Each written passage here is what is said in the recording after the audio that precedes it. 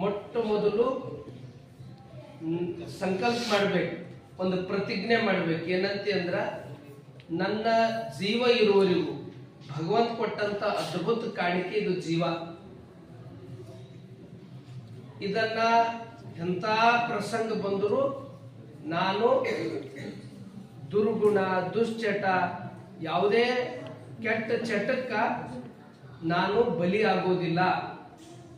ಈಗ ಹೇಳಿದ್ರಲ್ಲ ಗುರುಗಳು, ಶುದ್ಧ ಏನ್ ತಗೋಬೇಕಂದ್ರೆ ಶುದ್ಧ ಏನ್ ತಗೋಬೇಕಂದ್ರೆ ಆಹಾರ ತಗೋಬೇಕಂತ ಹೇಳ್ಯಾರ. ಅದ್ರ ಸಲಕ್ಕೆ ನಿಮ್ ಜೀವನ ತುಂಬಾ ಎಂತ ಪ್ರಸಂಗ ಬಂದ್ರು ದುರ್ಗುಣ ದುಶ್ಚಟ ಯಾವುದೇ ಕೆಟ್ಟ ಚಟನ ನಾನು ಮಾಡುವುದಿಲ್ಲ. ಮಾಡ್ತಾರೆ ಮಾಡಲ್ಲ? ಏನ್ ಮಾಡಲ್ಲ? ಯಾವ ಎಂತ ಪ್ರಸಂಗ ಬಂದ್ರು ಇದು ದೇವ್ರು ಕೊಟ್ಟಂತ ಕಾಯಣ, ಇದು ದೇವ್ರದ.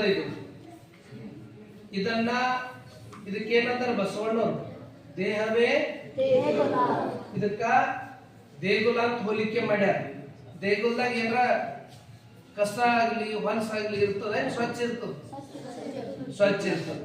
ಇದು ಶರೀರ ಅಂತಕ್ಕಂಥದ್ದು ಇದೊಂದು ದೇವಾಲಯ ಇದ್ದಾಗ ಇದ್ರಾಗ ಯಾವುದೇ ಚಟ ಹಾಕಬಾರದು.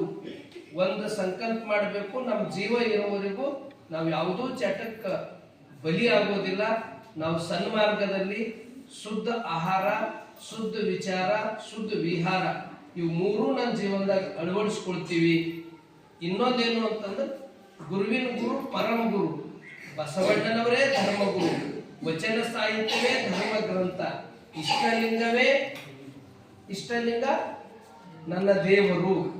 ಇವು ಮೂರನ್ನ ಜೀವನ ತುಂಬಾ ನನ್ನ ಎಂತ ಪ್ರಸಂಗ ಬಂದ್ರು ಸುಖ ದುಃಖ ನೋವು ನಲಿವು ನಾನು ಏನಿದ್ರು ಇಲ್ಲೇ ಅವರಿಗೆ ಸಮರ್ಪಣೆ. ಕಾಯೋನು ಅವನೇ, ರಕ್ಷಣೆ ಮಾಡೋನು ಅವನೇ. ಎಂತ ಪ್ರಸಂಗ ಬಂದ್ರು ಎಲ್ಲ ರೀತಿಯಿಂದ ನಮ್ಮ ಪ್ರತಿಯೊಂದು ಕ್ಷಣ ಎಲ್ಲನೂ ನಮ್ದು ಪ್ರತಿಯೊಂದು ಎಲ್ಲವೂ ಏನೇ ಬಂದರೂ ಒಳ್ಳೇದು ಮಾಡ್ತಕ್ಕಂಥ ಒಂದು ಶಕ್ತಿ ಗುರುವಿನ ಬಲ್ ಅದ, ಲಿಂಗದ ಬಲ್ ಅದ, ಆ ಒಂದು ಬಸವಣ್ಣನ ಮೇಲೆ ಅದ. ಅವ್ರಿಗೆ ನಂಬ್ಕೊಂಡು ನನ್ನ ಜೀವನ ತುಂಬ ನಡ್ಕೋತೀನಿ ಅಂತಕ್ಕಂಥ ಪ್ರತಿಜ್ಞೆ ಮಾಡಬೇಕು.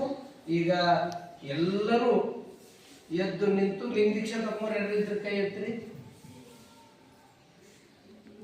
ಬಾಬು ಸರ್ ಆ ಕಡೆ ಕುಂತಾರ ಹುಡುಗರು, ಅಷ್ಟು ಎಲ್ಲ ಹುಡುಗರು ತಕೊಂಬರಿ ಅವರೆಲ್ಲ.